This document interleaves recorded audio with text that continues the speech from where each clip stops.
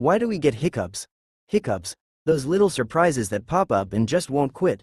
But why do we get them? Inside your chest, there's a muscle called the diaphragm. It's the main player in making you breathe.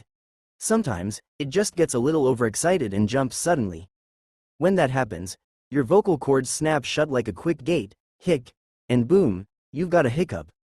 Think of it like your diaphragm throwing a mini tantrum because it wants your attention. Want to stop the party? Try holding your breath, drinking water, or distracting yourself. Usually, your diaphragm just needs a chill pill to calm down. So yeah, hiccups are weird, but totally normal, and kinda funny, right?